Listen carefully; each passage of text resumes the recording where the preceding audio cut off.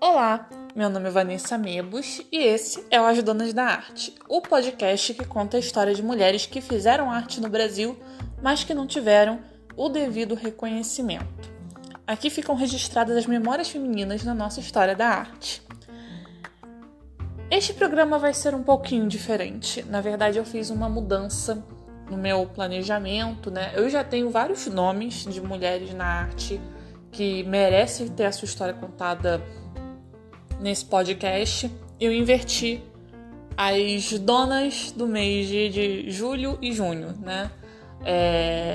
A pessoa que eu estava planejando contar a história hoje, a história dela vai ser contada em julho, talvez até mais interessante porque ela vai fazer aniversário realmente no mês de julho, acho que ela faz 77 anos, já tô jogando mais dicas. E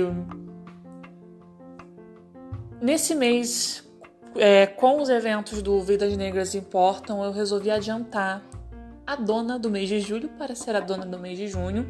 E já começo falando que não é uma questão de falar sobre uma mulher negra num momento como esse e não vai ter mais mulheres negras sendo faladas. Na verdade, como uma mulher branca antirracista, o que eu mais quero é colocar mulheres negras, porque eu sei o quanto elas são muito mais excluídas do que as mulheres brancas na arte, na verdade em todos os setores. Então, estou aberta a feedbacks também, que eu sei que a gente pode sempre estar passível a cometer equívocos. Abertíssima a feedbacks. E a dona da arte desse mês vai ser uma mulher, foi uma grande artista e uma grande escritora. Porque se ser mulher em muitos setores do meio artístico ainda pode ser muito desafiador, imagina ser mulher e negra. Hoje a história que vai ser contada é de uma escritora que retratou seu dia a dia e seus dissabores de ser uma mulher periférica em meados do século XX. Bem-vindos ao mundo de Carolina de Jesus.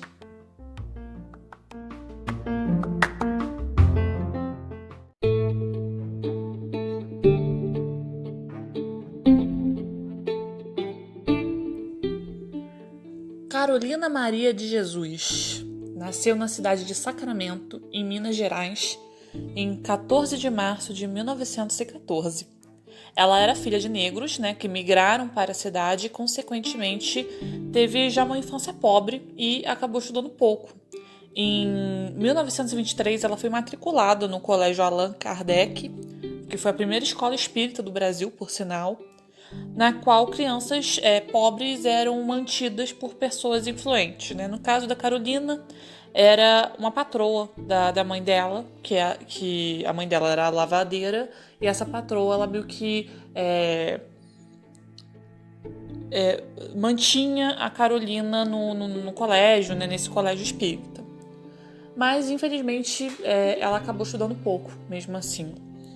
Em 1947, já adulta, ela se mudou para São Paulo, em pleno início da modernização da cidade, né? Ela já assistiu ao surgimento das primeiras favelas, as primeiras comunidades que surgiram na cidade, né? E que estava surgindo em todas as capitais do Brasil, já estava começando a surgir isso.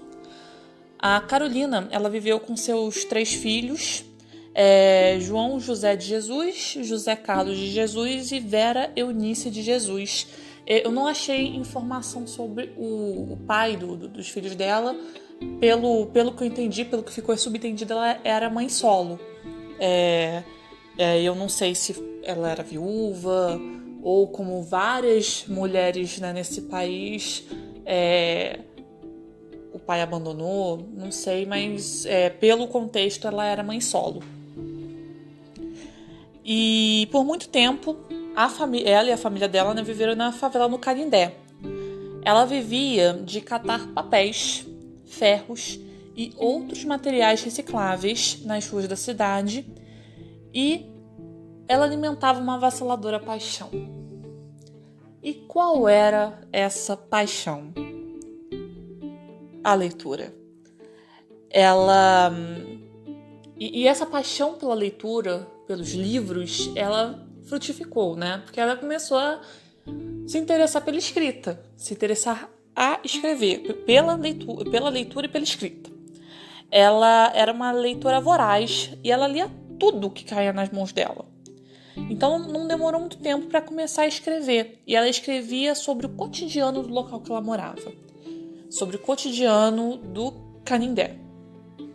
Então, um dia, já na década de 50, Carolina estava em uma praça vizinha, né, à comunidade, quando percebeu que alguns adultos, né, pessoas da sua idade, estavam destruindo brinquedos, né, ali instalado para as crianças, aqueles brinquedos de parquinho. E aí ela ficou possessa, brigou com eles e fez uma ameaça bem interessante. Ela ameaçou os infratores de fazê-los personagens dos seus livros de memórias, né? De transformar em personagens, de registrar o que eles estavam fazendo com as crianças. E era uma cena bem interessante e ao mesmo tempo bonita, né? Mostrava que pessoa incrível que ela era. E naquele momento estava naquela cena um jovem jornalista, o nome dele é Audálio Dantas, pelo que eu tô vendo aqui, Audálio Dantas, e ele estava assistindo aquela cena. E, obviamente, ele ficou passado com aquilo, né? Gente, que mulher incrível que estava ali. E aquela mulher falando, olha, eu vou contar a história de vocês, eu vou escrever isso. E ele quis saber mais sobre aquela mulher, né? Que tinha tantas histórias para contar. E ela o recebeu, né? E ela mostrou para ele todos os escritos dela, os cadernos, no qual ela narrava todo o drama do seu dia a dia no Canindé. E você já percebia, né, que na década de 50 o dia a dia das mulheres negras de comunidade não eram tão diferentes das mulheres negras de comunidade de hoje. O jornalista, de imediato, ele se interessou, né, por aquilo que tinha nas mãos, porque além de ser uma mulher incrível que protagonizou aquela cena incrível, ela escrevia muito bem e se comprometeu em reunir e divulgar esse material. E em 1960 era publicado o Quarto de Despejo, o livro que teve uma vendagem recorde de 30 mil exemplares já na primeira edição. Isso em 1960, isso é uma coisa incrível, era um recorde, sabe? E chegou ao total de 100 mil exemplares vendidos na segunda e terceira edições. Nas segundas e terceiras edições. Traduzindo para 3 idiomas e distribuído em mais de 40 países.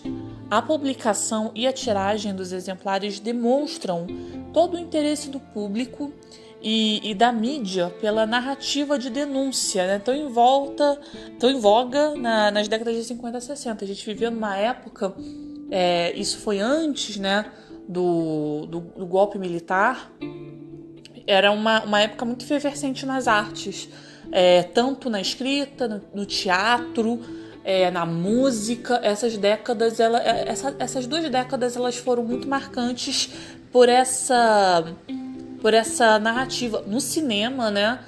A gente já lembra logo do Glauber Rocha e de tantos outros cineastas desse iniciozinho aí de cinema novo. Então, esse livro, ele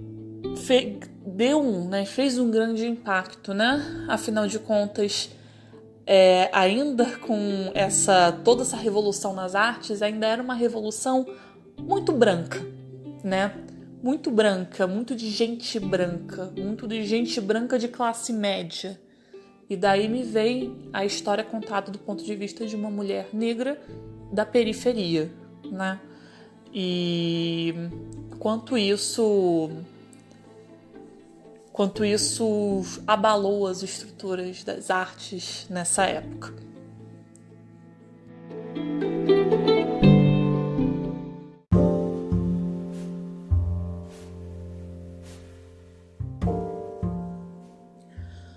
Quarto de Despejo reproduz o diário, né, que Carolina mantinha sobre a sua vida.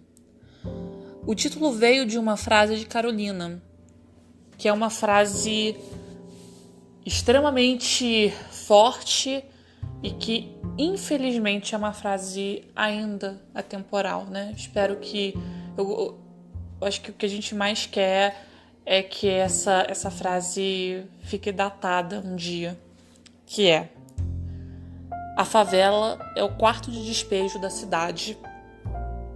O cotidiano do Canindé, cenário do livro de Carolina, é esquélido, violento, permeado por doenças, alcoolismo e fome. A fome que logo de início é definida como a escravidão dos tempos modernos. A fome é a escravidão dos tempos modernos. E outra frase que infelizmente ainda não ficou datada, né? Havia ainda grandes reflexões sobre o Brasil e a vida da mulher negra. E todas essas reflexões... Depois eu vou passar alguns trechos do livro, elas ficam bem evidentes, né? São reflexões que também ainda são feitas, principalmente por mulheres, né, que militam pela causa. Comentada por grandes nomes da literatura e intelectuais, como Sérgio Milliet, Raquel de Queiroz e Manuel Bandeira, a obra de Carolina de Jesus foi recebida com entusiasmo por Pablo Neruda e Otávio Paz. Ou seja, gente internacional, né, gente? Grandes nomes da literatura estrangeira. A Carolina publicou mais 3 livros, né? A Casa de Alvenaria, de 61, Pedaços de Fome e Provérbios, de 63. Ainda temos o Diário de Bitita, de 82, que é uma publicação póstuma, baseada em manuscritos da autora e que foi editado, na verdade, primeiramente em Paris, né, para você ver o alcance internacional que a Carolina teve. Porém, apesar de tudo, todo esse sucesso do início da década de 60, a Carolina de Jesus ela faleceu, quase esquecida pelo público e pela imprensa. Ela morreu em 13 de fevereiro de 77.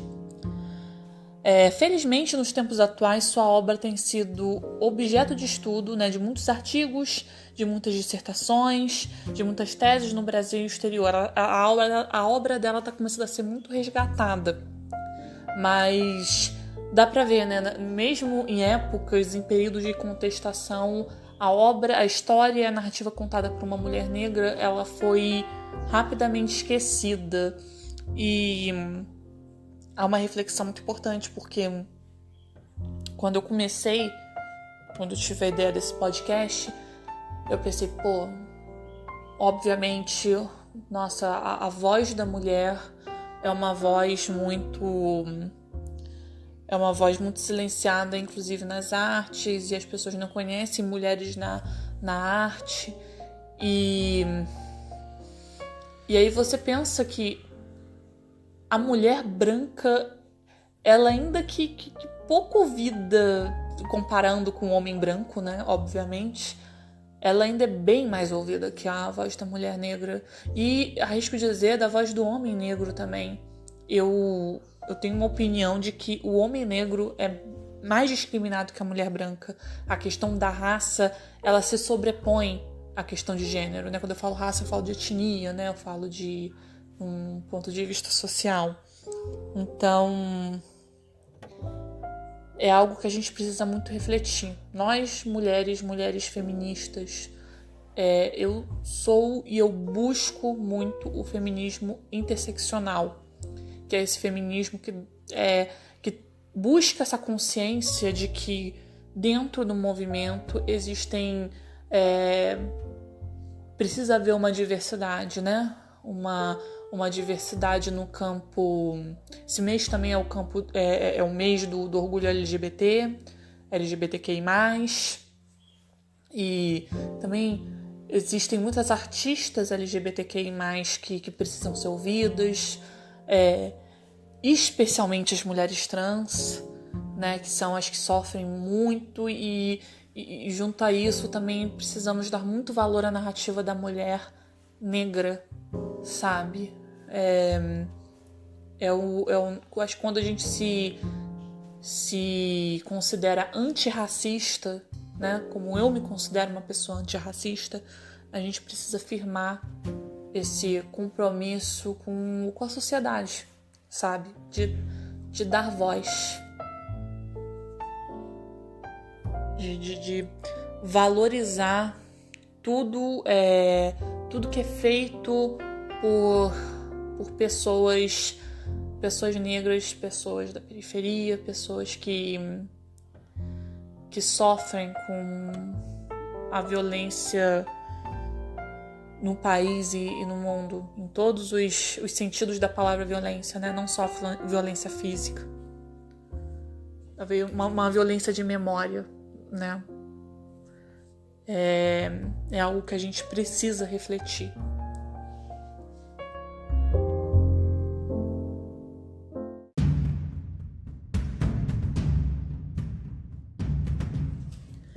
Agora vocês vão ouvir 2 trechos de Quarto de Despejo, de Carolina de Jesus, na voz da atriz, poetisa e escritora Livian Coene Santos.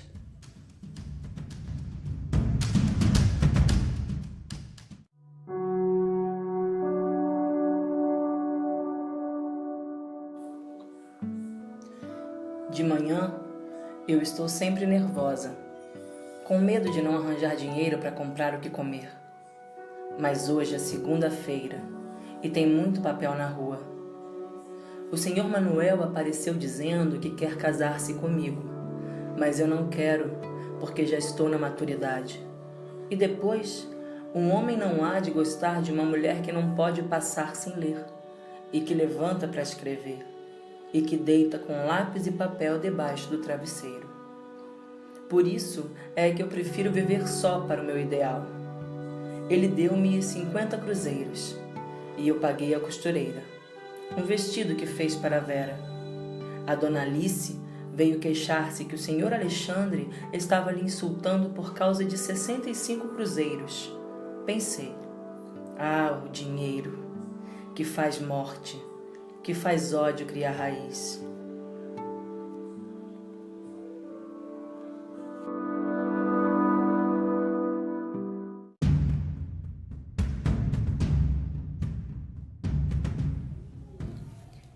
Eu escrevia peças e apresentava aos diretores de circos. Eles respondiam-me: é pena você ser preta. Esquecendo-se eles que eu adoro a minha pele negra e o meu cabelo rústico. Eu até acho o cabelo de negro mais educado do que o cabelo de branco, porque o cabelo de preto, onde põe fica, é obediente. E o cabelo de branco é só dar um movimento na cabeça, ele já sai do lugar. É indisciplinado. Se é que existe reencarnações, eu quero voltar sempre preta.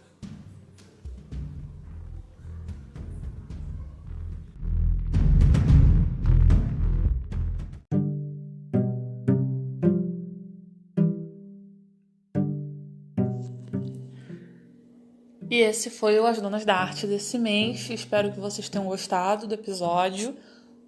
Todo mês, segunda a sexta-feira do mês, vamos ter episódios novos. E me sigam nas redes sociais, @VanessaMebos Instagram. Não, desculpa. @VanessaMebos no Twitter e @VanMebos no Instagram. Eu estou com planos de fazer uma roubinha para o programa mesmo em si, para as Donas da Arte, mas por enquanto eu estou divulgando as minhas arropas mesmo. E eu agradeço a todos que escutaram esse episódio e até mês que vem. Julho, vamos ter uma outra artista aí que vai ter sua história contada. Beijo!